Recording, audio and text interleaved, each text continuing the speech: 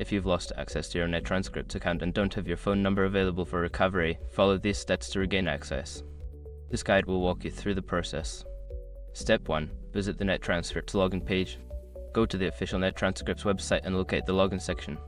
Click on the Forgot Password link to initiate the recovery process. Step 2. Enter your email address. Make sure your information is protected first. Most people don't think about breaches until something actually happens to their accounts. Use SROC to monitor your accounts 24/7 and instantly alert you if your information appears in leaked databases online. It constantly checks billions of breached data points in the background.